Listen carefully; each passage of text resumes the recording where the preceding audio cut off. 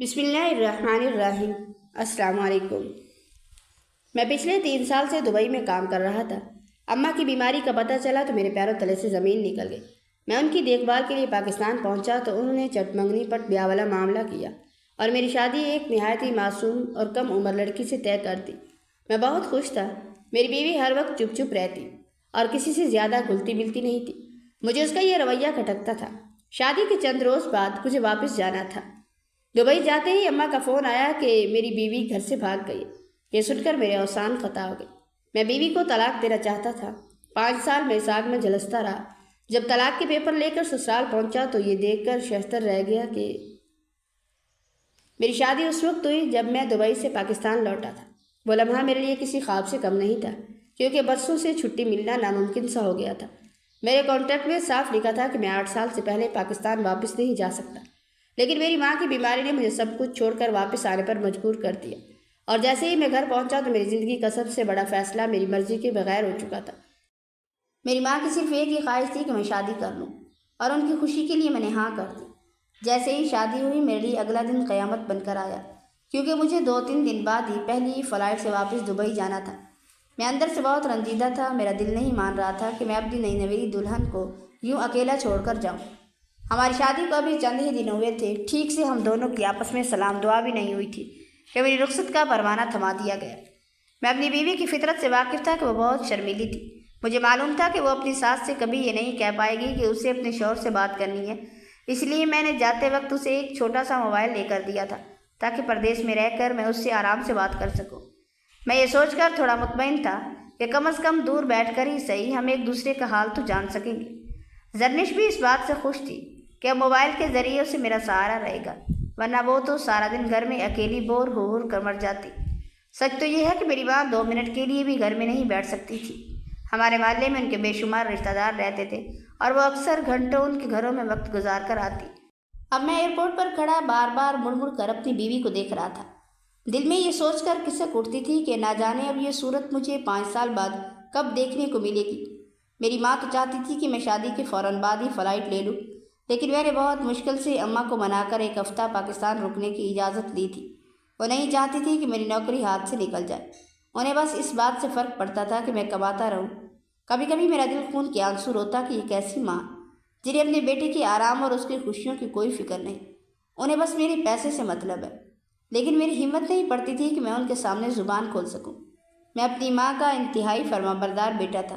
جو کچھ بھی وہ کہتی میں سر جھکا کر ان کے ہر حکم کی تعمیل کرتا، کیونکہ آج تک میں نے ان کے سامنے اف تک نہیں کی تھی۔ دبئی آتے ہی میں اندر سے بننے لگا۔ میری اداسی کا کوئی ٹھکانہ نہیں تھا۔ وہ 1 ہفتہ جو میں نے اپنی زرنش کے ساتھ گزارا تھا وہ میری زندگی کا بہترین وقت تھا، اور اب اس سے جدا ہو کر یہاں کا سناٹا مجھے کھانے کو دوڑ رہا تھا۔ میرا تو جی چاہ رہا تھا کہ سب کچھ چھوڑ کر واپس چلا جاؤں، لیکن مجبوریوں نے میرے ہاتھ باندھ رکھے تھے۔ پاکستان میں نوکری ملنا تو جیسے ناممکن ہو گیا، اور اسی غربت کے مارے دبئی آنے پر مجبور ہوا تھا۔ سچ تو یہ ہے کہ یہاں آ کر مجھے اتنی اچھی نوکری مل گئی کہ ہمارے گھر کے حالات بدل گئے۔ ہم کنگال سے خوشحال ہو گئے تھے، اور میں ان حالات کو واپس اس بستی میں نہیں گرانا چاہتا تھا، اس لیے میں اس پردیس میں رہ کر ہر دکھ سہنے پر مجبور تھا۔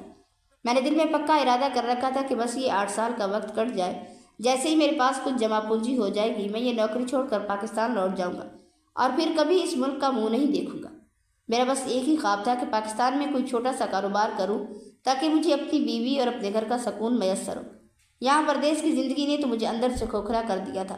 دن رات مشین کی طرح کام کرنا میری مجبوری بن گئی تھی۔ میں دن میں کئی بار زرنش کو فون کرتا، اسے اپنی آواز سناتا، اس کا حال پوچھتا، لیکن جب کبھی وہ میرا فون نہ اٹھا پاتی تو میرا دل جل کر راکھ ہو جاتا۔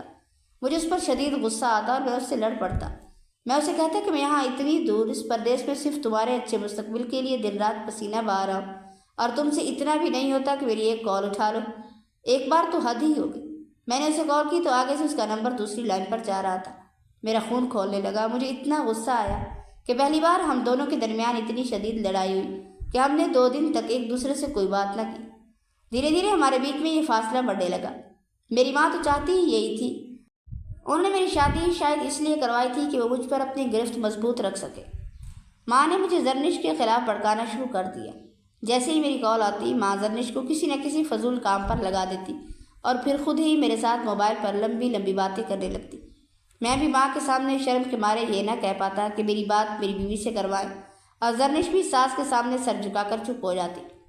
ماں نے جب دیکھا کہ میرے اور زرنش کے درمیان دوری پیدا ہو رہی ہے تو انہوں نے اس فاصلے کو مزید بڑھانے کے لیے جھوٹ اور غلط فہمیاں پھیلانا شروع کر دی۔ وہ مجھے فون پر کہتی کہ تمہاری بیوی سارا دن کسی اور سے موبائل پر لگی رہتی ہے اور تم ہو کہ شکایت کرتے ہو کہ وہ تم سے بات نہیں کرتی۔ مجھے تو لگا تھا کہ تم دونوں کا رابطہ ہے، پر نہ جانے یہ کس سے اتنی لمبی باتیں کرتی ہے۔ ماں کے یہ الفاظ میرے لیے زہر بن گئے اور میرے دل میں شک کا وہ کیڑا پیدا ہونے لگا جس نے آہستہ آہستہ میری زرنش کے لیے میری محبت کو خاک میں ملا دیا۔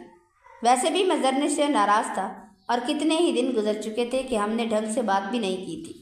اگر میں خود کال نہ کرتا تو زرنش کو کبھی یہ توفیق نہ ہوتی کہ وہ ایک بار بھی اپنے پردیسی شوہر کا حال پوچھ لیتی۔ اس رویے نے مجھے اندر سے اناپرست بنا دیا تھا۔ مجھے لگتا تھا کہ ہر وقت صرف میں ہی کال کر کے اپنی محبت کا ثبوت کیوں دوں؟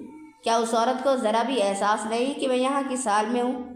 یہ انا، یہ ضد اور یہ دوری اتنی بڑھ گئی کہ دیکھتے ہی دیکھتے 2 مہینے گزر گئے اور ہمارے درمیان خاموشی کا ایک ایسا پہاڑ کھڑا ہو گیا کہ کوئی بات نہ ہو۔ میں وہاں دبئی میں شک کے زہریلے سمندر میں غرق تھا اور ادھر زرنش کو شاید فرصت ہی نہیں تھی کہ وہ مجھ سے بات کر سکے۔ سارا دن وہ کام میں لگی رہتی اور رات کو تھک کر بستر پر گرتے اسے نیند آ جاتی، جیسے اسے میری یادوں کی بھی ضرورت نہ رہی ہو۔ ہم دونوں نے بات کرنا کیا چھوڑا، ہمارے بیچ غلط فہمیوں نے اتنی جڑیں پکڑ لی کہ دیکھتے ہی دیکھتے کئی سال بیت گئے اور ہم ایک دوسرے سے مکمل اجنبی بن گئے۔ میں نے دل ہی دل میں فیصلہ کر لیا تھا کہ جیسے ہی میں پاکستان واپس جاؤں گا میں فوراً زرنش کو طلاق دے دوں گا۔ مجھے ایسی بیوی نہیں چاہیے تھی جس کی خاطر میں اپنی جوانی دبئی کی گرمی میں جھلساتا رہوں اور وہ پیچھے مجھے دھوکہ دے رہی ہے۔ مجھے لگتا تھا کہ وہ میری پیٹھ پیچھے کسی اور سے باتیں کرتی ہے اور میرے سامنے کام کا بہانہ بنا کر میری کال کاٹ دیتی ہے۔ دوسری طرف زرنش تھی جو نہ جانے کن کاموں میں الجھی رہتی کہ اسے اپنے شوہر کے لیے ایک لمحہ بھی میسر نہ تھا۔ پھر ایک دن میری ماں کے گھر سے باہر جاتے ہی زرنش نے ہمت کر کے الماری سے موبائل نکالا جو میں نے اسے دیا تھا۔ اس نے مجھے کال ملائی ہی تھی کہ میری ماں اچانک واپس آ گئی اور اس کے سر پر پہنچ گئی۔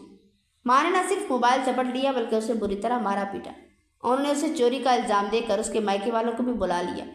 ماں چیخ چیخ کر سب کے سامنے کہہ رہی تھی کہ میں ایسی بہو کو گھر میں نہیں رکھ سکتی جو پرائے مردوں سے تعلقات رکھے اور اب گھر میں چوری کرنے کی کوشش کر رہی ہے۔ اس نے میری زیور چوری کی ہیں، شکر ہے کہ میں نے اسے رنگے ہاتھوں پکڑ لیا ورنہ میرا گھر تو لوٹ جاتا۔ ماں تو روتے ہوئے اپنا سر پیٹنے لگی جیسے وہ کتنی مظلوم ہو۔ گھر میں موجود میرے والد جو اپنی بیماری کی وجہ سے چارپائی پر پڑے رہتے تھے وہ بے بسی سے اشاروں میں نفی میں سر ہلا رہے تھے جیسے وہ سب کچھ جانتے ہو، لیکن ان کی آواز کون سنتا۔ سب نے میری ماں کی باتوں پر یقین کر لیا اور بیچاری زرنش کو ہی قصوروار ٹھہرا دیا۔ وہ سر جھکائے آنکھوں میں آنسو لیے سب کے الزام سہتی رہی۔ اسے صرف ایک لمحے کا انتظار تھا۔ اسے امید تھی کہ جب میں اس کا موقف سنوں گا تو شاید میں اس پر یقین کر لوں گا، شاید اسے لگے گا کہ اس کا شوہر آج بھی اس کی سچائی پر بھروسہ کرتا ہے۔ مگر وقت کے پہیوں نے کچھ اور ہی لکھ رکھا تھا۔ 5 سال بعد جب میں پاکستان واپس آیا اور اپنے گھر کی دہلیز پر قدم رکھا تو سامنے اپنے گھر کی خوشحال حالت دیکھ کر میرے دل کو ایک عجیب سا سکون ملا۔ میں یہ سوچ کر مطمئن تھا کہ جو سال میں نے پردیس کی ویرانیوں اور تنہائیوں میں کاٹے اس کا صلہ مجھے مل گیا۔ میرے پاس اپنا گھر تھا، اپنی جمع پونجی تھی اور اب مجھے کسی کے آگے ہاتھ پھیلانے کی ضرورت نہیں تھی۔ میں بہت خوش تھا۔ ایک عجیب سی مسکراہٹ لیے گھر میں داخل ہو رہا تھا، لیکن عین اسی لمحے زرنش کی یاد نے میرے دل پر جیسے کوئی خنجر چلا دیا۔ میں ایک اداس چہرہ لیے گھر کے صحن میں داخل ہوا۔ سامنے میری ماں بیٹھی تھی۔ وہ اس بڑے سے گھر میں اکیلی رہ گئی تھی۔ میں اپنی وہ نوکری، وہ دبئی کی قید ہمیشہ کے لیے ختم کر کے آ گیا تھا اور اتنی رقم ساتھ لایا تھا کہ اب پاکستان میں اپنا ایک چھوٹا سا کاروبار شروع کر کے اپنی ماں کے ساتھ سکون سے رہ سکوں۔ مجھے دیکھ کر ماں کے چہرے پر خوشی کی ایک لہر دوڑ گئی۔ وہ اٹھ کر کھڑی ہو گئی اور مجھے گلے لگا کر زار و قطار رونے لگی۔ وہ اپنے مصنوعی آنسوں سے مجھے یہ باور کرانے کی کوشش کر رہی تھی کہ جیسے انہیں مجھ سے کتنی ہمدردی ہو، اور ساتھ ہی وہ دکھ کا ڈرامہ کرتے ہوئے کہنے لگی، بیٹا میں نے تو اپنے بیٹے کے لیے بہت خواب دیکھے تھے، لیکن میری تقدیر میں ایسی بہو لکھی تھی جس نے میرے بیٹے کا دل توڑ کر رکھ دیا۔ یہ سن کر میرا کلیجہ منہ کو آنے لگا۔ میری آنکھوں سے چند آنسوں کے قطرے بہہ نکلے، لیکن میں نے اپنی ماں پر یہ ظاہر نہیں ہونے دیا کہ ان کے الفاظ نے میرے زخموں پر نمک چھڑکا۔ میں بس سر جھکائے خاموشی سے کھڑا رہا۔ ماں نے میرے سر پر بوسہ دیا اور مجھے بیٹھنے کا اشارہ کیا۔ میں صحن میں رکھے اسی پرانے تخت پر جا بیٹھا جہاں بیٹھ کر ہم کبھی باتیں کیا کرتے تھے۔ ماں بھی میرے ساتھ بیٹھ گئی اور کہنے لگی، بیٹا تم تھکے ہوئے ہوگے، جاؤ تھوڑا فریش ہو جاؤ، میں تمہارے لیے چائے بنا کر لاتی ہوں۔ چائے کا ذکر سنتے ہی میرا دل ایک دم سے دھک سے رہ گیا۔ مجھے وہ دن یاد آ گیا جب پہلی بار مجھے دبئی کے لیے نکلنا تھا۔ اس دن زرنش بھی میرے لیے اپنے ہاتھوں سے چائے بنا کر لائی تھی، اور اس کی آنکھوں میں میرے لیے کتنی محبت اور کتنا دکھ تھا۔ وہ یادیں اچانک میرے دل میں کسی سوئی کی طرح چبھنے لگی۔ میں خاموشی سے اٹھا اور آہستہ آہستہ چھوٹے چھوٹے قدم اٹھاتا ہوا چھت کی طرف جانے لگا جہاں ہمارا کمرہ تھا۔ سیڑھیاں چڑھتے ہی مجھے محسوس ہو رہا تھا کہ جیسے میں اپنی زندگی کے گزرے ہوئے وقت پلٹ رہا ہوں۔ کمرے میں پہنچ کر جب میں نے اندر قدم رکھا تو وہاں کی ہر چیز کو باغور دیکھنے لگا۔ کمرے کی سیٹنگ بالکل ویسی ہی تھی جیسے میں برسوں پہلے کر کے گیا تھا۔ وہ پردے، وہ الماری، وہ بیڈ، سب کچھ ویسا ہی تھا جیسے ہم نے اپنی پسند سے سجایا تھا۔ مجھے یاد آ گیا کہ ہم نے کتنا سوچ رکھا تھا۔ ہم نے تو یہ بھی طے کر لیا تھا کہ جب ہمارے بچے ہوں گے تو ہم ان کا جھولا اس کونے میں رکھیں گے۔ حالانکہ تب بچوں کا کوئی نام و نشان تک نہ تھا، لیکن ہم نے اپنی چھوٹی سی دنیا کے لیے کتنے خوبصورت منصوبے بنا رکھے تھے جو آج صرف خاک کی ڈھیر لگ رہے تھے۔ میں اس کمرے میں کھڑا اپنے ماضی کو جی رہا تھا اور سوچ رہا تھا کہ جو گھر ہم نے محبت سے بسایا تھا وہ آج کتنا ویران اور اجنبی لگ رہا ہے۔ میں کمرے کی ہر چیز کو دیکھ کر سکتے میں آ گیا۔ میری آنکھوں سے بے اختیار آنسو بہہ نکلے۔ آج بھی زرنش کی وہ چوڑیاں اور وہ زیورات سنگار میز پر ویسے ہی سجے ہوئے تھے جیسے وہ کل ہی یہاں سے گئی ہو۔ میرے دل کی دھڑکنیں اس ماحول کی خاموشی میں میرے ہی کانوں میں گونجنے لگی اور مجھے یوں محسوس ہوا کہ جیسے میرا سانس رک رہا ہے اور میرا دل سینے میں ہی بند ہو جائے گا۔ میں اتنی اذیت برداشت نہ کر سکا کہ اس کمرے میں مزید ایک لمحہ بھی ٹھہر پاتا۔ میں لڑکھڑاتے قدموں سے کمرے سے باہر نکل کر صحن میں آ گیا جہاں میری ماں تخت پر بیٹھی میرے انتظار میں چائے لیے بیٹھی تھی۔ میں ان کے پاس جا کر بیٹھ گیا تو وہ میری طرف دیکھ کر نرمی سے کہنے لگی کہ بیٹا، پرسوں جمعہ ہے اور میں سوچ رہی ہوں کہ جمعے کے بعد تمہارے لیے کوئی دوسری لڑکی دیکھ لوں۔ تم کب تک اس لڑکی کے غم میں خود کو ختم کرتے رہو گے جو تمہارے ساتھ مخلص ہی نہیں تھی اور جس نے تمہیں پردیس میں رہ کر دھوکہ دیا؟ ماں کی ان باتوں نے میرے زخموں کو دوبارہ ہرا کر دیا اور مجھے مجبوری میں ان کی بات پر یقین کرنا ہی پڑا کہ میری زرنش ایک اچھی عورت نہیں تھی۔ ماں کہنے لگی کہ میں بہت شرمندہ ہوں کہ میں نے اپنے بیٹے کے لیے ایک ایسی لڑکی چنی جو تمہارے قابل ہی نہیں تھی۔ اور یہ کہہ کر وہ رونے کی اداکاری کرنے لگی اور پھر چائے کا کپ تخت پر رکھ کر تیزی سے اٹھ کر اپنے کمرے میں چلی گئی۔ مجھے لگا شاید میری کسی خاموشی یا اداسی سے ماں کو دکھ پہنچ جائے یا انہیں ابھی بھی زرنش کے جانے کا غم ہے، مگر میں یہ نہ جان سکا کہ وہ ایک انتہائی مکار عورت تھی جس نے ساری زندگی مکاریاں کرتے ہوئے گزاری تھی اور میرے سامنے ایک اچھی ماں کا ڈرامہ کرتی تھی۔ گھر کے لوگ ہی جانتے تھے کہ انہوں نے اس عورت کو کیسے برداشت کیا تھا۔ میرے والد تو ساری زندگی سے سمجھاتے رہے کہ یہ لگائی بجھائی اور لوگوں کی زندگیاں برباد کرنا چھوڑ دو، مگر وہ کبھی بھی ان حرکتوں سے باز نہیں آئی۔ میں تو بس ان کی باتوں کے زہر میں ڈوبا ہوا تھا اور مجھے لگتا تھا کہ شاید ماں ہی میرے لیے سب سے زیادہ فکر مند ہے اور زرنش واقعی میری زندگی کا ایک غلط فیصلہ تھی جس نے میرا گھر اور میرا سکون برباد کر دیا۔ جمعہ کی نماز ادا کرنے کے بعد جب میں مسجد سے باہر نکلا تو ماحول میں ایک عجیب سی اداسی اور سکون تھا۔ سب لوگ خوش خوش اپنے گھروں کو لوٹ رہے تھے، مگر نہ جانے میرے قدم خود بخود اس راستے پر کیسے چل پڑے جو مجھے زرنش کے میکے کے گھر کی طرف لے جا رہے تھے۔ میرے دل کی دھڑکنیں جیسے رک رک کر چل رہی تھی۔ ایک عجیب سی بے چینی تھی جو میری روح کو بے چین کیے ہوئے تھی۔ میرا دل کر رہا تھا کہ میں اب بس آخری بار اس کے سامنے جا کر کھڑا ہو جاؤں، اسے ایک بار جی بھر کر دیکھوں اور اس سے پوچھوں کہ آخر میری چاہت میں، میری پکار میں اور میری محبت میں ایسی کون سی کمی رہ گئی تھی جس کی سزا اس نے مجھے اتنی بھیانک دی۔ میں نے تو زرنش کے روشن مستقبل کے لیے اپنی پوری زندگی، اپنی جوانی، اپنی خوشیاں دبئی کی اس تپتی ہوئی دھوپ میں جلا کر خاک کر چکا تھا۔ میں نے تو اپنی ہنستی مسکراتی زندگی اس لیے قربان کر دی کہ وہ ایک ملکہ کی طرح زندگی جی سکے، مگر اس نے مجھے ایسا دھوکہ دیا۔ اب مجھے سمجھ ہی نہیں آ رہا تھا کہ میں طلاق کے کاغذات اسے بھجوا دوں یا خود اس کے سامنے کھڑا ہو کر اس سے پوچھ گچھ کروں کہ آخر کیوں۔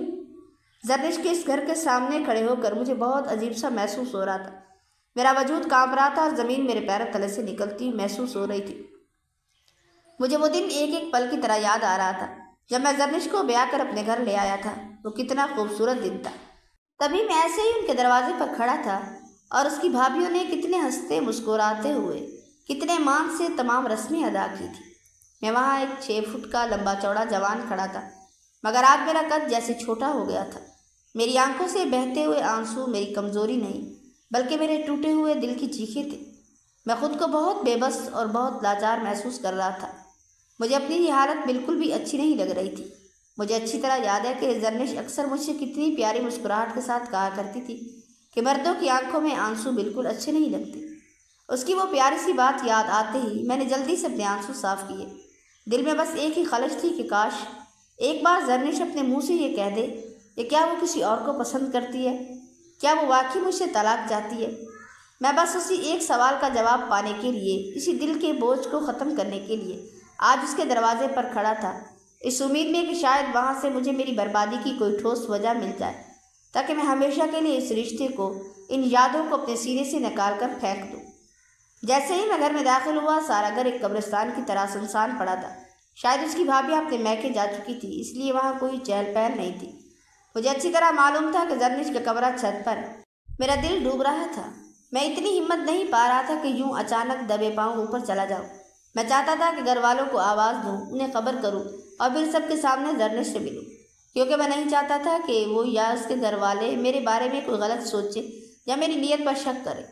میں نے بہت دیر تک اس کے بھائیوں کو آوازیں دی، گھر کے کونے کونے میں پکارا، لیکن ہر طرف ایک ویران سی خاموشی تھی، جیسے دیواریں بھی مجھ سے کچھ چھپا رہی ہوں۔ جب کافی دیر تک کسی نے بھی جواب نہیں دیا تو میرے قدم خود بخود سیڑھیوں کی طرف اٹھ گئے۔ ایک ایک کر کے سیڑھیاں چڑھتے ہوئے میرے دل کی دھڑکنیں تیز ہو رہی تھی، جیسے کوئی طوفان آنے والا۔ جیسے ہی میں اس کے کمرے کے دروازے تک پہنچا، میں نے دھیرے سے اندر جھانکا اور سامنے کا وہ منظر دیکھ کر میں پتھر کا ہو گیا۔ مجھے اپنی آنکھوں پر یقین ہی نہیں آ رہا تھا، میرا دماغ جیسے سن ہو گیا تھا۔ میں سوچ بھی نہیں سکتا تھا کہ جس بیوی کے بارے میں 5 سالوں سے زہریلے شک کے بوجھ تلے دب کر اسے بدکردار سمجھتا رہا، جس کے بارے میں میری ماں نے میرے دل میں نفرت کا زہر گھول دیا تھا، وہ آج مجھے کس حال میں ملے گی۔ وہ کمرہ جو کبھی محبت کا گہوارہ تھا، آج وہاں جو منظر تھا اس نے میرے قدموں تلے سے زمین نکال دی تھی اور میری روح تک کو لرزا کر رکھ دیا تھا۔ میرا نام زاویار ہے اور میری کہانی کسی فلمی داستان سے کم نہیں ہے۔ میں پاکستان کے ایک چھوٹے سے گاؤں کا رہنے والا ہوں، جہاں میری زندگی کی شروعات ہی غربت اور محرومیوں کے سائے میں ہوتی ہے۔ ہمارے گھر کی حالت ایسی تھی کہ اکثر راتوں کو چولہا نہیں جلتا تھا۔ میرے ماں باپ دونوں ہی محنتی تھے، لیکن ان دونوں میں کبھی بنتی نہیں تھی۔ ہر روز گھر میں لڑائی جھگڑوں کا شور ہوتا تھا۔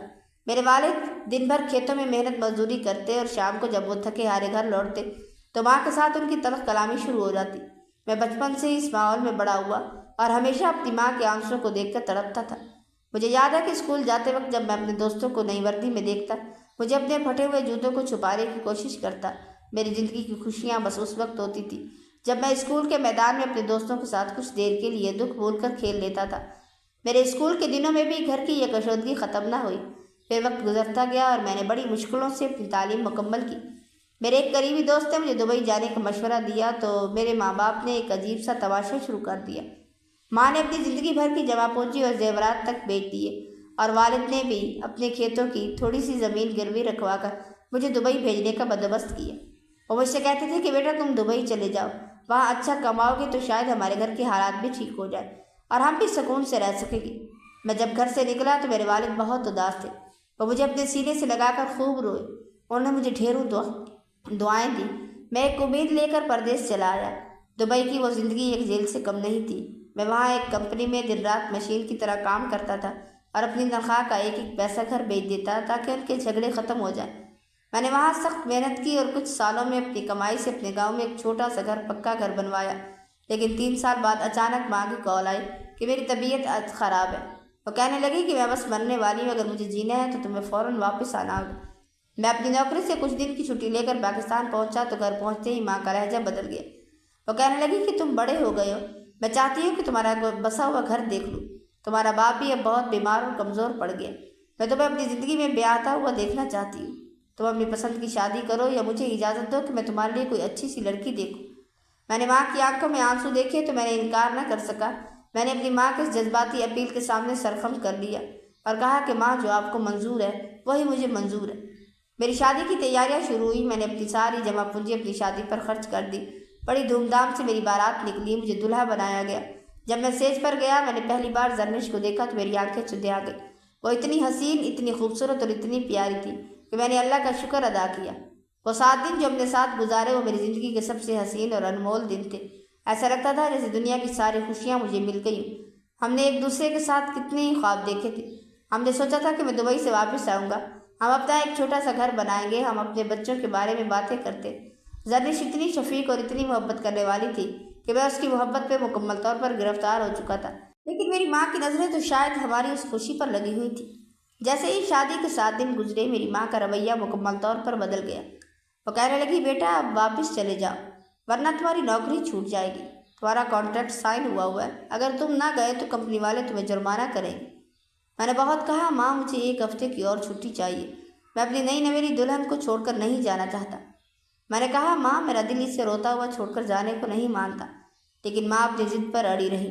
وہ کہنے لگی، اگر تم نہ گئے تو ہم کنگال ہو جائیں گے، ہمارا گھر چھین جائے گا، تمہارے باپ کی دوائیاں کہاں سے آئیں گی؟ میں بری طرح مجبور ہو گیا۔ میں نے زرنش کو روتا ہوا چھوڑا، وہ میرے گلے لگ کر زار و قطار رو رہی تھی۔ وہ مجھ سے وعدہ لے رہی تھی کہ میں جلدی واپس آؤں گا۔ مجھے بھی اندر سے موت پڑ رہی تھی۔ میں وہاں سے واپس دبئی چلا گیا۔ پاکستان میں میرے پاس کوئی کام نہیں تھا۔ میں وہاں دبئی کے اندھیرے میں پھر سے قید ہو گیا۔ میری ماں روزانہ مجھے فون پر زرنش کے خلاف زہر پڑتی۔ وہ کہتی کہ عدنان، تمہاری بیوی گھر میں کام نہیں کرتی، وہ لوگوں سے باتیں کرتی ہے، وہ تمہاری ماں کی عزت نہیں کرتی، وہ پرائے مردوں سے ملتی ہے۔ میں دبئی میں بیٹھا ان باتوں پر یقین کرتا رہا۔ میں ایک پاگل کی طرح اپنی بیوی پر شک کرنے لگا۔ ماں مجھے کہتی کہ تم اسے طلاق دے دو۔ میں 5 سال تک اس اندھیرے میں جیتا رہا۔ زرنش کو میں نے اپنی زندگی کا سب سے بڑا دشمن سمجھ لیا۔ میں اسے برا بھلا کہتا رہا، میں اس پر شک کرتا، میں اسے تڑپاتا رہا۔ میں نہیں جانتا تھا کہ میری ماں جو میری خیر خواہ بنی ہوئی ہے، وہی میری زندگی کو تباہ کر رہی ہے۔ میں نے 5 سال اپنی جوانی کا وہ وقت ضائع کر دیا جب مجھے اپنی بیوی کے پاس ہونا چاہیے تھا۔ میں نے زرنش کے میسیجز کا جواب دینا چھوڑ دیا۔ میں نے اسے تنہائی کے سمندر میں اکیلا چھوڑ دیا۔ میں نے اس کے ہر آنسو کو نظر انداز کیا، اور آج جب میں 5 سال بعد واپس لوٹا ہوں تو میرے دل میں نفرت کا لاوا پک رہا ہے۔ میں نے فیصلہ کیا تھا کہ میں آتے ہی زرنش کو طلاق دے دوں گا۔ میں اسی ارادے سے اس کے گھر پہنچا ہوں۔ میرا دل بند ہونے کو ہے۔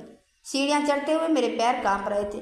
مجھے یاد ہے کہ کیسے وہ میرے لیے کھانا بناتی تھی، کیسے وہ میرے لیے چائے بناتی تھی۔ میں نے اس کی اتنی محبت کو ٹھکرا دیا۔ میں نے اس کے کردار پر شک کیا۔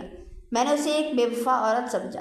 میں نے ان تمام غلط فہمیوں کو سچ مانا جو میری ماں نے میرے کانوں میں انڈیل دی تھی۔ میں نے دروازے کو دھکا دیا تو سامنے کا منظر دیکھ کر میری روح کانپ اٹھی۔ میری آنکھیں کھلی کی کھلی رہ گئی۔ میں نے وہ دیکھا جو میں نے سوچا بھی نہیں تھا۔ میری ماں نے مجھ سے کیا چھپایا تھا؟ میری بیوی کا کیا حال تھا؟ یہ وہ منظر ہے جو اب میری زندگی بدلنے والا ہے۔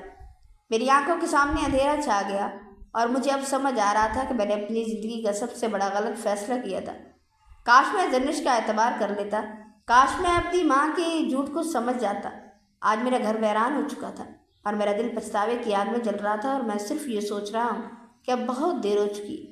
کمرے میں چارپائی پر پڑے اس وجود پر نظر پڑتے ہی پہلے تو وہ پہچان ہی نہیں سکا کہ وہ کون ہے، لیکن دروازہ کھلنے کی آواز پر جب اس بے جان وجود نے آنکھیں پھیر کر آنے والے کو دیکھنے کی کوشش کی، تب اسے سمجھ آ گیا کہ یہ کوئی اور نہیں بلکہ اس کی بیوی زرنش ہے۔ لیکن وہ اس حالت میں کیسے؟ اس سے پہلے کہ وہ بھاگ کر زرنش کے پاس جاتا اور اسے اٹھنے میں مدد کرتا، وہ وہیں سے کمرے کا جائزہ لینے لگا۔ یہ شاید کوئی اسٹور روم تھا جہاں گھر کا سارا فالتو سامان رکھا ہوا تھا، اور ان کے درمیان چارپائی پر زرنش لیٹی ہوئی تھی۔ اس کی حالت بہت خراب تھی، وہ سوکھ کر کانٹا ہو چکی تھی، اور ایسا لگتا تھا کہ وہ چند دنوں کی مہمان ہے۔ یہ سوچ کر ہی میری آنکھوں سے آنسو بہنے لگے۔ میں بہت حساس تھا، بچپن سے ہی میں ایسا تھا کہ بات بات پر رو دیتا، اور آج تو سامنے میری محبوب بیوی موجود تھی، جس کے بارے میں نے ہرگز نہیں سوچا تھا کہ وہ مجھے اس حالت میں ملے گی۔ اس کمرے میں داخل ہوتے ہی اسے گھٹن سی محسوس ہونے لگی، کیونکہ ہر طرف گرد تھے، لیکن میں کیا کر سکتا تھا؟ میری بیوی وہاں موجود تھی۔ میں ناک پر کپڑا رکھ کے جلدی سے آگے بڑھا اور زرنش کے پاس جا بیٹھا۔ زرنش کے بے جان وجود نے کوئی بھی حرکت نہیں کی، البتہ آنکھوں سے آنسو بہنے لگے۔ شاید وہ کسی شدید بیماری کا شکار تھی، یا پھر مسلسل بھوک اور تنہائی نے اس کے جسم کو ہلنے سے بھی انکاری کر دیا تھا۔ زاویان نے بہت کوشش کی کسی طرح وہ زرنش کو بولنے پر مجبور کرے، لیکن وہ بس سامنے چھت کو گھور رہی تھی۔ کبھی کبھی وہ آنکھیں گھما کر میرے چہرے پر نظر ڈالتی، اور پھر آنسوں کا سیلاب اس کی آنکھوں سے رواں ہو جاتا۔ میں بھی اپنی بیوی کے آنسو دیکھ کر خود بھی رونے لگا۔ مجھے سمجھ نہیں آ رہی تھی کہ آخر کیا وجہ ہو رہی۔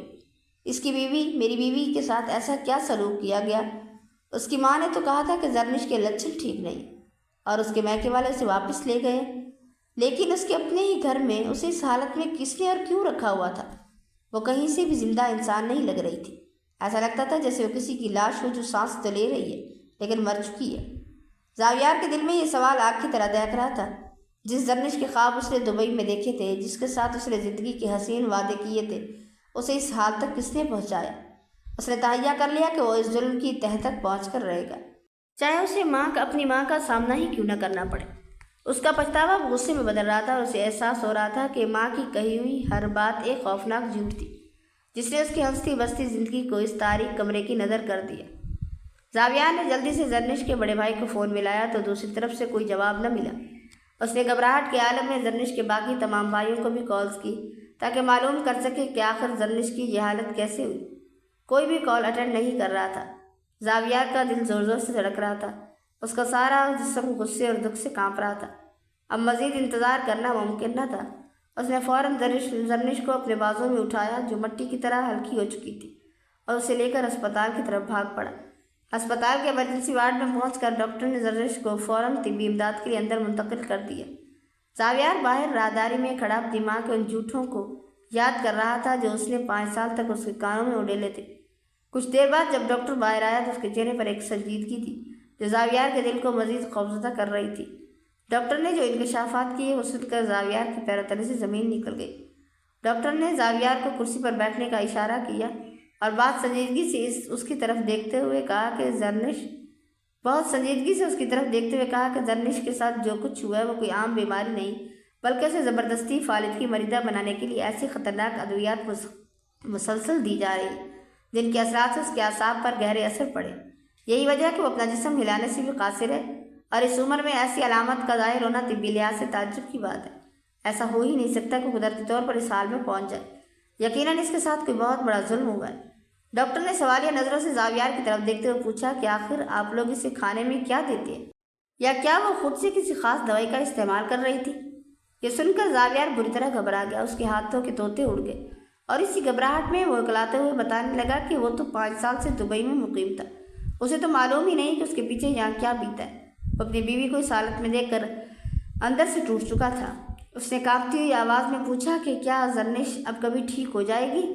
ڈاکٹر نے ایک گہری اور افسوسناک سانس لی اور کہنے لگے کہ ویسے تو یہ کیس بہت پیچیدہ اور مشکل ہے، آپ بس دعا کریں، ہم دوائی کا انتظام کر دیتے ہیں۔ امید ہے کہ وہ جلدی بہتر ہو جائے گی، لیکن اسے اب دوائیوں سے زیادہ توجہ، وقت اور بے پناہ پیار کی ضرورت ہے۔ وہ ذہنی طور پر اتنی شدید تھکاوٹ اور خوف کا شکار ہے کہ اس کا جسم حرکت کرنے سے انکاری ہو چکا ہے۔ ہو سکتا ہے کہ اسے اس ظلم کے رد عمل میں کوئی شدید نفسیاتی بیماری لاحق ہو گئی ہو، اس لیے آپ کسی ماہر نفسیات کو بھی ساتھ دکھائیں۔ اور ڈاکٹر نے پروفیشنل انداز میں زاویار کو تمام ضروری مشورے دیے اور علاج کا سلسلہ شروع کر دیا۔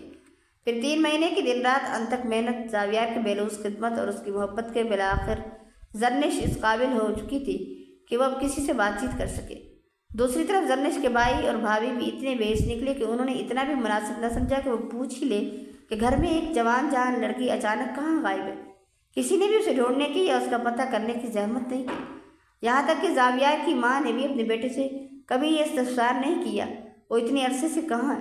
وہ تو بس اس بات پر خوش تھی کہ اس کا بیٹا دبئی سے بہت ساری دولت کما کر لایا، اب ان کے دن پھر جائیں گے اور وہ عیاشی کریں گے۔ لیکن اس کی ماں یہ نہیں جانتی تھی کہ یہ عیاشیاں صرف چند دن کی مہمان ہیں، جلدی ان کی اصلیت بہو اور بیٹے پر مکمل طور پر کھلنے والی ہے۔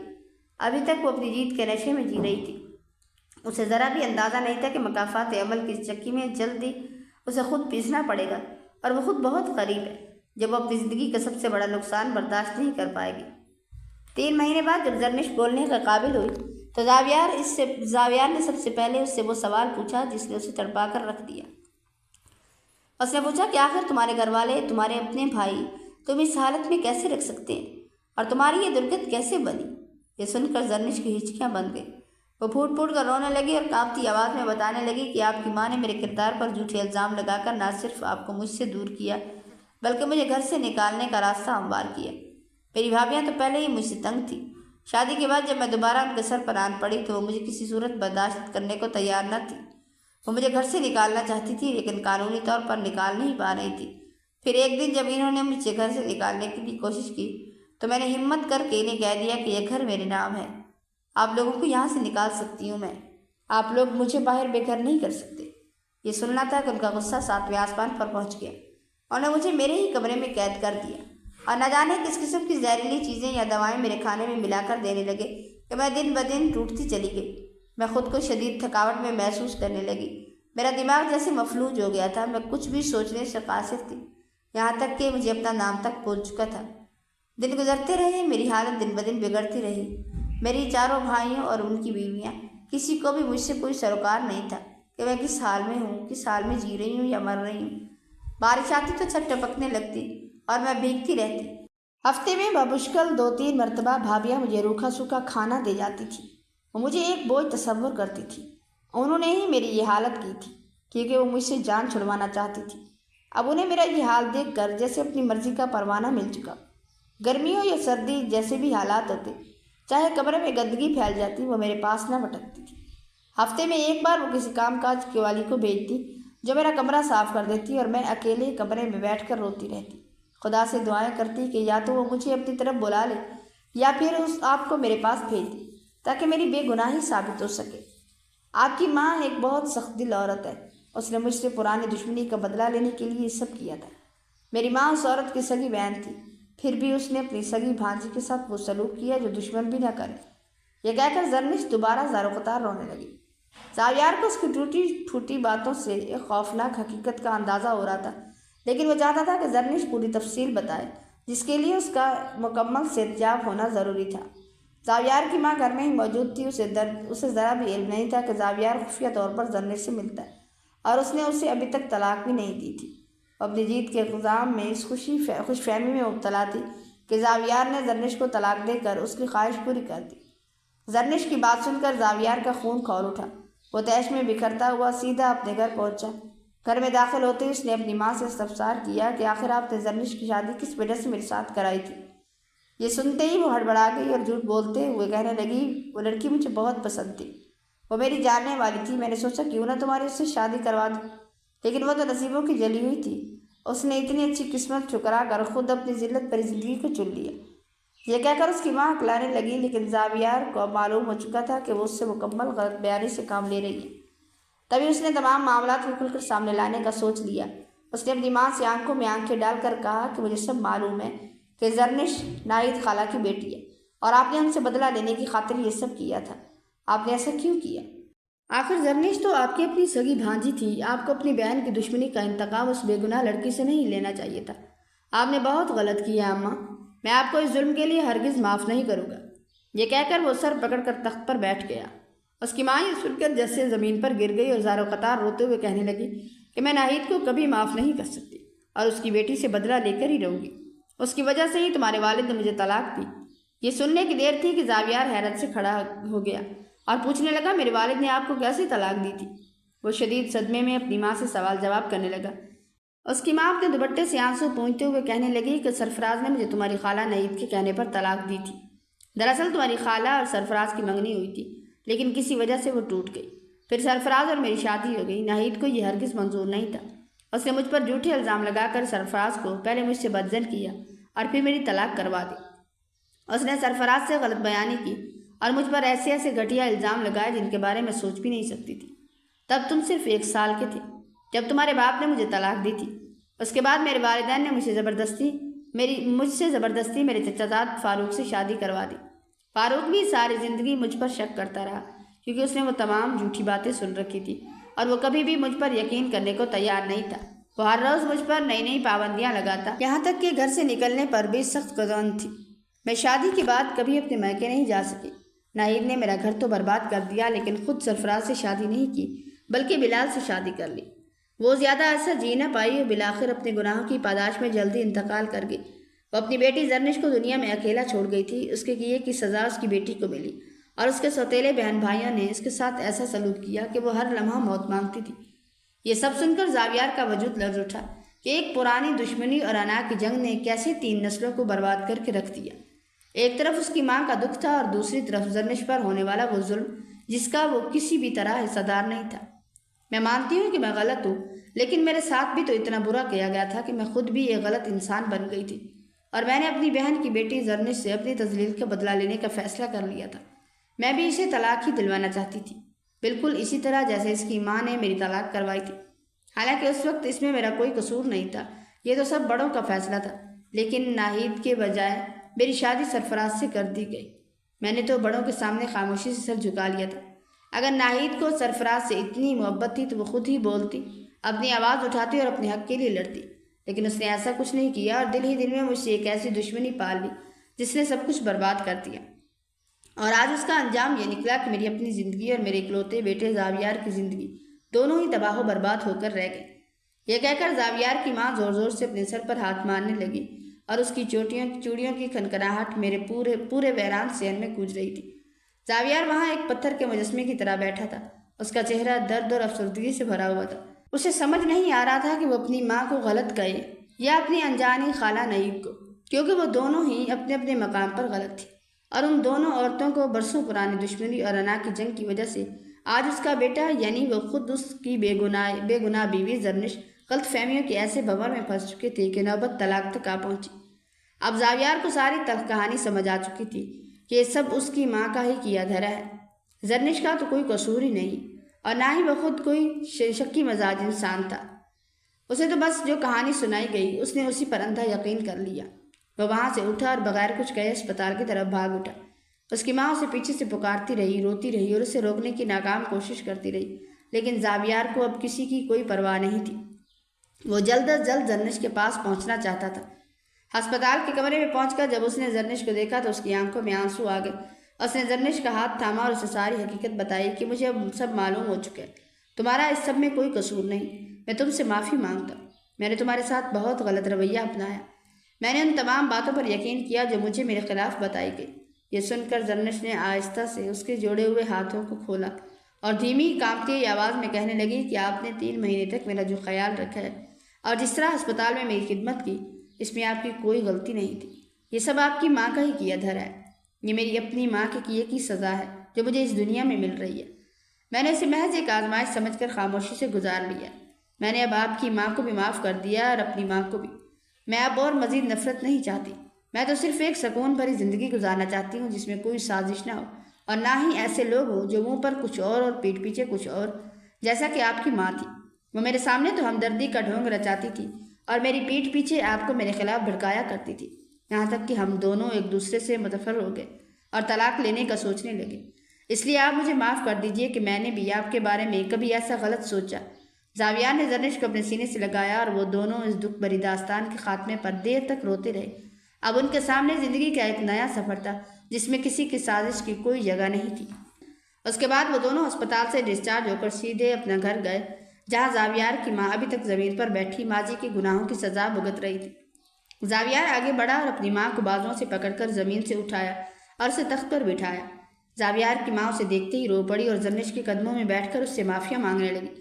زرنش نے بھی بڑے کھلے دل سے انہیں معاف کر دیا۔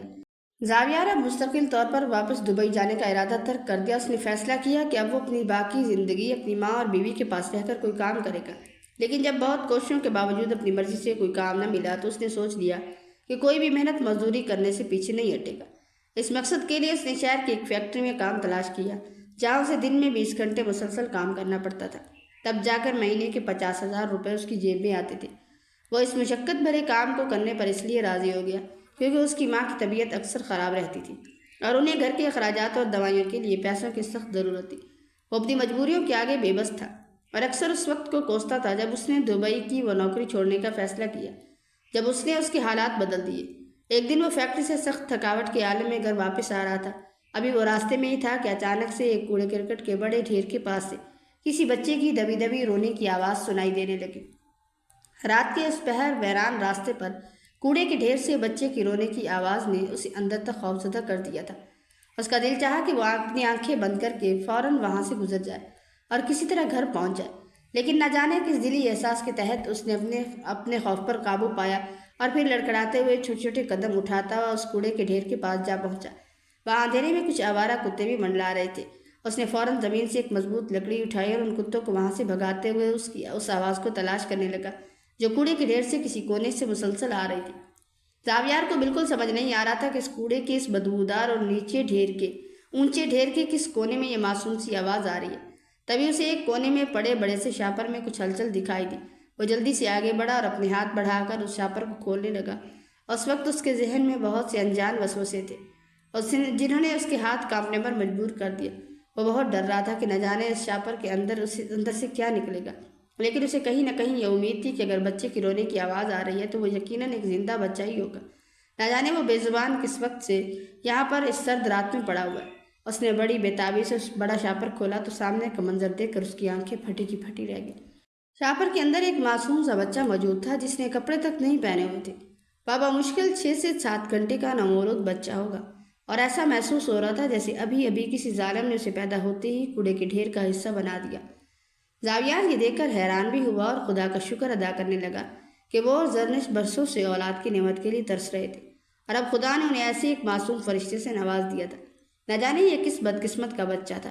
یہ سب سوچ کر اس نے بچے کو اپنے سینے سے لگایا اور اسے سہارا دیتے ہوئے سیدھا پولیس اسٹیشن کی طرف اپنے قدم بڑھا دی تاکہ اسے قانونی طور پر اپنے نام کر سکے اور اسے ایک اچھی زندگی دے سکے۔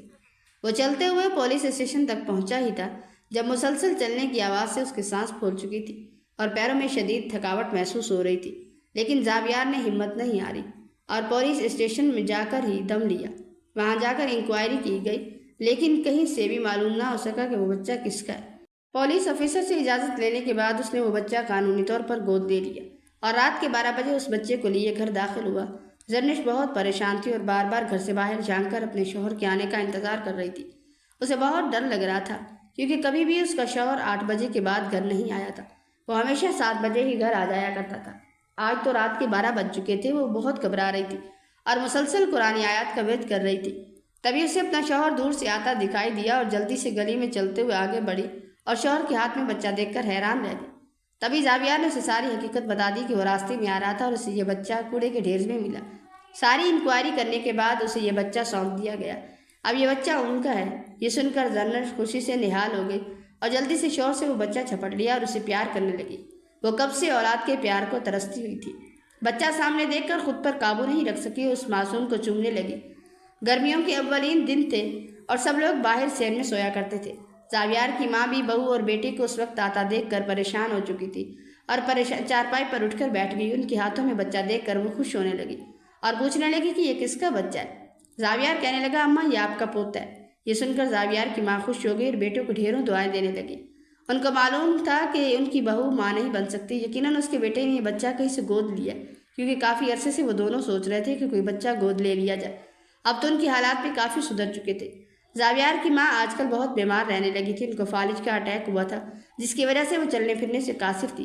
سارا دن وہ چارپائی پر بیٹھی رہتی اور اپنے کیے گناہوں کی معافی مانگتی۔ اکثر وہ زرنش کے آگے ہاتھ جوڑ کر اس سے معافی مانگتی کہ مجھے معاف کر دو۔ یہ تو صد شکر ہے کہ اس کے بیٹے نے زرنش سے ملاقات کر کے سارے معاملات کی گہرائی کو جان لیا تھا، ورنہ تو آج اس کے بیٹے اور بہو کی طلاق ہو چکی ہوتی۔ زرنش بھی اپنی ساس کو تسلیاں دیتی کہ وہ ایسا مت سوچا کرے۔ آج وہ مبارک دن تھا جس دن وہ سب بہت عرصے بعد مسکرائے۔ زاویار جو اتنے دنوں مالی پریشانیوں کی وجہ سے گھر دیر سے آتا تھا، آج اس کے چہرے پر بھی سکون والی مسکراہٹ تھی، اور زاویار کی ماں تو اس بچے کو کسی کو بھی دینے سے انکار کر رہی تھی۔ مسلسل اپنی گود میں لے کر بیٹھی رہی۔ زرنش تو اپنی باری آنے کا انتظار کرتی رہی کہ کس طرح بچہ اس کی گود میں آئے اور وہ پیار کرے۔ زاویار نے کچھ پیسے جمع کر لیے تھے اور وہ اپنا کاروبار شروع کرنا چاہتا تھا۔ اس نے اپنے جگری دوست سے رابطہ کیا اور اس کے ساتھ مل کر کاروبار میں شمولیت اختیار کی۔ ان کا کاروبار دن دگنی رات چگنی ترقی کرنے لگا۔ زاویار اس سب کا ذمہ دار اپنے بیٹے کو ٹھہراتا تھا، جس کے آنے کی وجہ سے ان کے حالات بدل چکے تھے۔ ایک بار پھر سے ان کا شمار کھاتے پیتے گھرانے میں ہونے لگا۔ زاویار نے اپنا آبائی گھر جو مجبوری میں بیچ دیا تھا اسے بھی پھر سے خرید لیا تھا۔ یہ علی کی خوش قسمتی ہی تھی جس کی وجہ سے اس کے ماں باپ خوشحال ہو گئے۔ یہاں تک کہ ڈاکٹر نے تو زرنش کو کہہ دیا تھا کہ وہ کبھی بھی ماں نہیں بن سکتی، لیکن علی کے آنے کے 4 سال بعد ہی زرنش ماں بن گئی۔ اسے 2 جڑواں بچے پیدا ہوئے۔ آج تک زرنش اور زاویار نے کبھی بھی بچوں میں فرق نہیں کیا، وہ تینوں کو ہی اپنا بچہ سمجھتے تھے۔ زاویار تو علی کو اپنی قسمت کا سکہ سمجھتا تھا جس کے آنے کے بعد اس کے گھر کی ویرانیاں ختم ہو گئی۔ البتہ زاویار کی ماں کی حالت بہت خراب تھی۔ وہ فالج کی مریضہ تھی اور اکثر ہی بستر پر گند کر دیا کرتی تھی۔ زرنش سارا دن ان کی خدمت کیا کرتی تھی اور کبھی بھی ان کے سامنے اونچی آواز میں بات تک نہیں کرتی تھی اور نہ ہی کبھی ان کے سامنے منہ بنایا تھا۔ جتنی بھی گندگی زاویار کی ماں پھیلا دیا کرتی تھی وہ خاموشی سے صاف کرتی اور اکثر اپنی ساس کی دلجوئی کرنے میں بھی کوشش کرتی تاکہ وہ خود کو بوجھ محسوس نہ کرے۔ اتنے نوکر چاکر ہونے کے باوجود بھی زرنش اور زاویار کی ماں کے سارے کام اپنے ہاتھوں سے کیا کرتے تھے، کیونکہ وہ اپنی ساس کو اپنی ماں کی جگہ سمجھا کرتی تھی۔ زاویار کی ماں بہت مشکل حالات سے گزر رہی تھی۔ انہوں نے ساری زندگی جس لگائی بجھائی اور سازشوں میں گزاری تھی، آج اس کا صلہ انہیں اچھے سے مل رہا تھا۔ وہ اس وقت کو یاد کر کے روتی اور دن رات اللہ تعالیٰ سے معافیاں مانگتی کہ خدا اب اسے اس اذیت سے نجات دے کر آسان موت عطا کرے۔ انہی دنوں زاویار کے والد کا بھی اچانک انتقال ہو گیا۔ یہ صدمہ زاویار کی ماں کے لیے بہت بڑا تھا۔ وہ اسے سہ نہ پائیں اور اکثر روتے ہوئے کہتی کہ ساری زندگی میں نے اپنی انا کو اپنے اوپر سوار رکھا اور بس لوگوں سے لڑ کر اپنی زندگی برباد کرتی۔ وہ اپنے شوہر کے جانے کا غم برداشت نہ کر سکی اور اسی صدمے میں ان کی طبیعت مزید بگڑ گئی۔ شوہر کے انتقال کے چند دن بعد ہی وہ بھی اپنے خالق حقیقی سے جا ملی۔ ان کے گزر جانے کے بعد گھر میں ایک اداسی چھا گئی۔ زاویار کو اپنی ماں کے وہ الفاظ اکثر یاد آتے جب وہ روتے ہوئے کہا کرتی تھی کہ کاش میں نے ناہید سے نفرت نہ کی ہوتی تو آج میرا گھر ایسا ویران نہ ہوتا۔ ان کے انتقال کے بعد زاویار اور زرنش نے ان کی تمام غلطیوں کو معاف کر دیا کیونکہ اب وہ اس دنیا میں نہیں تھے۔ وقت کا پہیہ چلتا رہا۔ علی اور اس کے چھوٹے بہن بھائی گھر میں خوشیاں لے آئے تھے۔ زاویار کا کاروبار اب مستحکم ہو چکا تھا۔ انہوں نے طے کر لیا کہ وہ اپنے بچوں کی تربیت ایسی کریں گے کہ ان کے گھر میں کبھی اناج، ضد یا سازش کی کوئی جگہ نہ ہو۔ زرنش نے اپنی ساس کی یاد میں غریبوں کی مدد کا سلسلہ شروع کر دیا، ان کی روح کو سکون مل سکے۔ اب ان کے گھر میں صرف ہنسی کی گونج تھی۔ وہ ویرانی جو کبھی ان کا مقدر تھی اب دور دور تک کہیں نظر نہیں آتی تھی۔ زاویہ اور زرنش کی محبت اور ان کے بچوں کی معصومیت نے ان کی زندگی کو مکمل کر دیا تھا۔ انہوں نے ثابت کر دیا کہ اگر انسان اپنی غلطیوں کو تسلیم کر لے اور صبر کا دامن نہ چھوڑے تو خدا اسے پھر سے ایک پرسکون اور خوشحال زندگی عطا کرتا ہے۔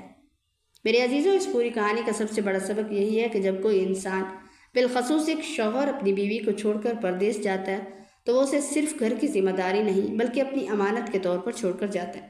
آج کل کے دور میں جب فاصلے بہت زیادہ ہوتے ہیں تو شوہروں پر یہ فرض عائد ہے کہ وہ اپنی بیویوں کے بارے میں اندھے نہ بن جائے۔ والدین کی خدمت کرنا بلا شبہ اولاد کا اولین فرض ہے اور اس سے کبھی روگردانی نہیں کرنی چاہیے، لیکن بیوی بھی اللہ کا ایک ایسا رشتہ ہے جس کے حقوق کی جواب دہی شوہر کو ہر حال میں دینی ہوگی۔ کئی بار پردیسی شوہر اپنی ماں یا خاندان کی باتوں میں آ کر اتنے فرمانبردار بن جاتے ہیں کہ وہ اپنی بیوی کو ایک انسان سمجھنا ہی چھوڑ دیتے ہیں۔ زاویار کا کردار ہمیں سکھاتا ہے کہ اگر رابطے اچانک منقطع ہو جائیں یا گھر سے عجیب و غریب باتیں سننے کو ملیں تو شوہر کو اندھا بن کر یقین نہیں کر لینا چاہیے بلکہ اسے اپنی امانت کی چھان بین کرنی چاہیے۔ اگر وہ اپنی بیوی سے محبت نہیں بھی کرتا تب بھی وہ اس کے نکاح میں اور اس کی عزت و جان کی حفاظت کرنا اس کا اخلاقی اور شرعی فرض ہے۔ اتنے بھی بوجھل اور اندھے نہ بن جائیں کہ کسی کی انا کی تسکین کے لیے اپنی زندگی کا سب سے اہم رشتہ برباد کر دیں۔ کسی کی سنی سنائی باتوں پر اپنے گھر کو آگ لگانا عقل مندی نہیں ہے۔ سچی فرمانبرداری یہ نہیں کہ آپ اپنی بیوی پر ہونے والے ظلم کو خاموشی سے دیکھتے رہیں، بلکہ سچی فرمانبرداری یہ ہے کہ آپ اپنے والدین کو بھی غلط کام سے روکیں اور اپنی بیوی کا بھی حق ادا کریں۔ یاد رکھیں، جس طرح ماں کا درجہ اپنی جگہ مسلمہ ہے، اسی طرح بیوی کا بھی اسلام اور معاشرت میں ایک خاص مقام ہے جسے نظر انداز کرنا خود اپنے لیے تباہی کو دعوت دینا ہے۔ یہ کہانی ان تمام شوہروں کے لیے ایک آئینہ ہے جو پردیس میں رہ کر یہ سمجھتے ہیں کہ گھر کے معاملات صرف ماں یا بہنوں کے حوالے کر کے وہ بریء ذمہ ہو گئے۔ حقیقت یہ ہے کہ اپنی امانت کی خبرگیری کرنا اور انصاف کا دامن ہاتھ سے نہ چھوڑنا ہی ایک کامیاب ازدواجی زندگی کی بنیاد ہے۔ اے اللہ تعالیٰ، اے سکون دینے والی ذات، ہمارے ان بھائیوں کے دلوں کو بصیرت عطا فرما جو اپنی ازدواجی زندگیوں میں امتحان سے گزر رہے ہیں۔ پروردگار انہیں وہ فراست اور ہمت عطا کر کے وہ اپنی امانتوں کی حفاظت کر سکے، اپنی بیویوں کے حقوق کو پہچان سکے اور والدین کی خدمت کے ساتھ ساتھ انصاف کے تقاضوں کو بھی پورا کر سکے۔ اے رب کریم، ہمارے گھروں کو شیطانی وسوسوں، بدگمانیوں اور ظلم سے پاک فرما دے، انہیں باہمی محبت، صبر اور ایک دوسرے کا سہارا بننے کی توفیق عطا فرما۔ آمین۔